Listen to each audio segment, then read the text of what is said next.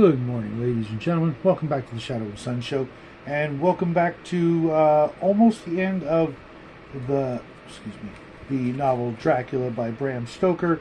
And unfortunately, I didn't get a chance to get very far in Tomb of Dracula because I was distracted with the other part of this review, which is actually the old 1933-31 Bram Stoker's Dracula, which I just finished watching yesterday, and then I watched Frankenstein today with some of my free time instead of reading Tomb of Dracula. But also because, as you can see, I've only got a short little bit left of Dracula because I was not paying attention to the 13 pages a day, and I read a little bit more than I was supposed to because it was just getting so good, and I wanted to leave with a good portion.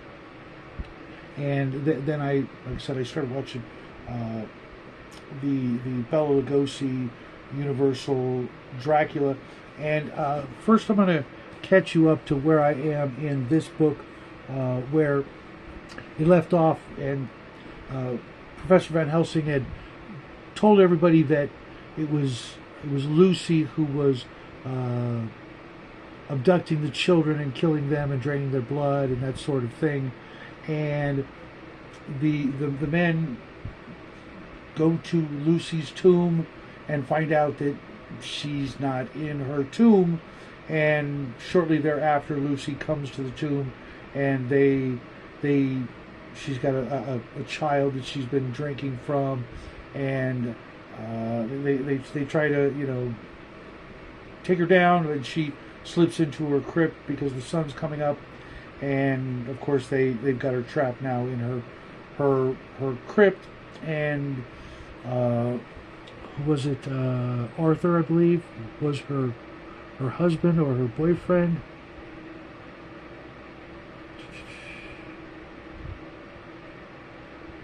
And of course they finish her off, stake through the heart and cut off her head and put her back in her coffin and then seal it back up so none are the wiser. Meanwhile, Renfield escapes again, and they catch him, and he's screaming about these crazy dreams, and lets the men know that Dracula had arrived in his chambers and had drained him of most of his blood, and revealed to him what his ultimate plan was with Mina Harker, and that Mina's been drinking his blood and he's been drinking hers, slowly turning her into a vampire.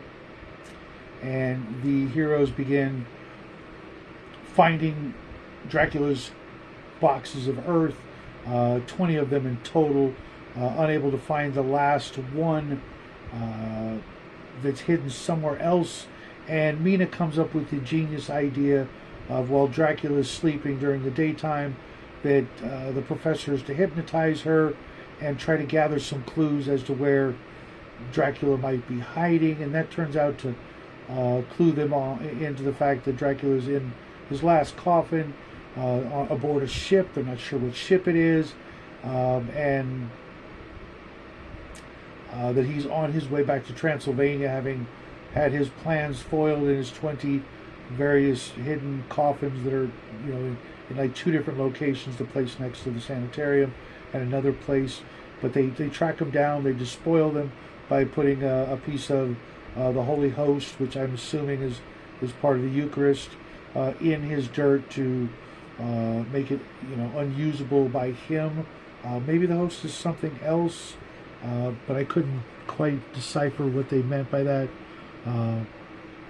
And through checking maps and doing all kinds of figuring out things, they believe they could beat Dracula to Transylvania by actually going across the over land instead of by sea, because Dracula is unaware of trains and things like that, I guess. And someone recently, I forget who it was, in the discussion we were having, said, I wonder why he didn't just take the Orient Express. Well, because it didn't exist back then, or he didn't know it existed. And they're going to beat him back to Transylvania. And I left off for you guys, if you're wondering where exactly I am, It's page 394, the Jonathan Harker's journal, the 30th of October, on my page 394 out of 416, so about 20 pages for next week, which will be right before the end of Halloween, which is kind of perfect to get the last bit. And I will give you some more Tomb of Dracula. Probably not going to be able to finish it completely in October, but that's okay. Maybe I'll carry it over into November. But I got into the kick of watching, as you know, The Creature from the Black Lagoon, and I watched Frankenstein and Dracula this week. I could not find a free copy of the Wolfman without having to do I think it was Peacock. If I did the 7-day free membership, which I know I would forget to cancel in time, so I didn't bother with that. I'm going to wait a couple more days, maybe next week. The Wolfman will be on Amazon Prime for free, and then I could watch it, or I'll probably just have to skip it, or just go right into The Bride of Frankenstein and The Return of the Creature, and maybe catch a Mummy movie. But I watched the classic Bram Stoker's Dracula, and right off the bat, it was very confusing because Renfield was now playing the part of Jonathan Harker, in so much as he was acting as the barrister for Dracula, and helping him purchase land in London, to the point that he even went on the same journey that Jonathan Harker went to get to Transylvania, and did all the things, met the townsfolk, got the cross from the local natives of the area, going into Dracula's castle, meeting with the brides of Dracula. They just switched the name, not really the character. Renfield is now doing Jonathan Harker's parts, and Jonathan Harker is just some playboy back in London. It was really, really disconcerting.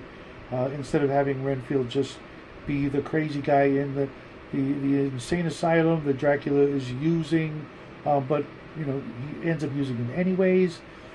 But it's just Jonathan Harker's role was completely diminished. The one of the best parts, the most horror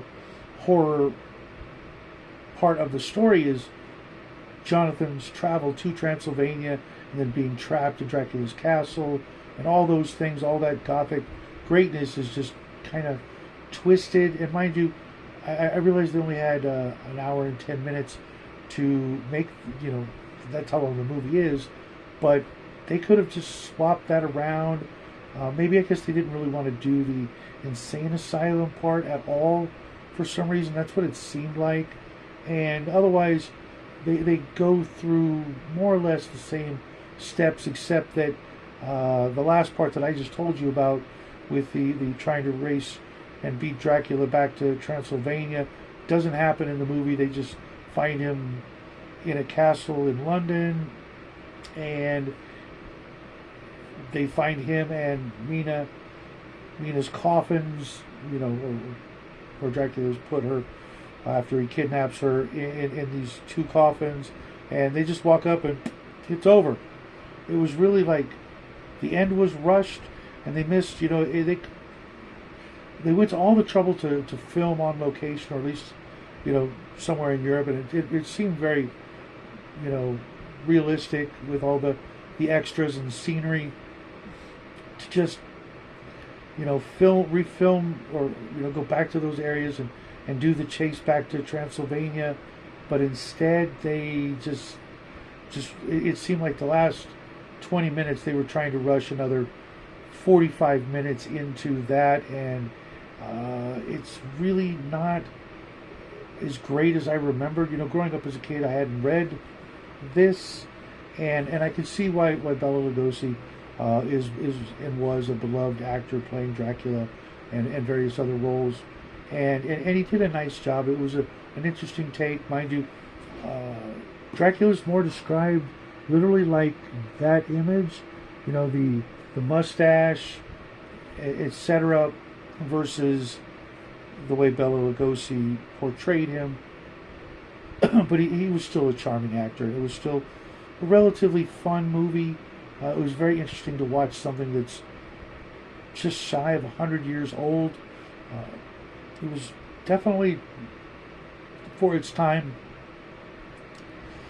probably scared the crap out of everybody who watched it and who had not studied this particular book many, many, many times. Even if you just read it once and then you went to see the movie, you'd probably be more willing to just take it for what it was. But I'm digging this more than I appreciated the movie, I guess. You guys go watch it yourself. Come back to me. Let me know what you thought of it. It is kind of, doesn't really do it justice. I think I'm gonna have to watch the Christopher Lee version of Dracula again, and if I can find it, and come back to you and let you know if I still feel the same way about that one. But that's what I got for you guys this morning. I will be back tomorrow, hopefully with a game review video, but it might have to wait till Friday. I have some other things I have to take care of tomorrow. It's going to be a very busy day. And also, I have my Savage Sword of Conan game. But again, that's what I've got for you this morning. Hope you guys are getting in the mood for, all things creepy and horrible and Halloween-ish. I know some of my friends out there don't do Halloween, but it's just a great month to get into the spirit of being more into the horror genre instead of, I can't do it all year long. I'm not that kind of guy. I want to do other things, but let me know in the comment section what you think, and I will see you guys all in the funny papers.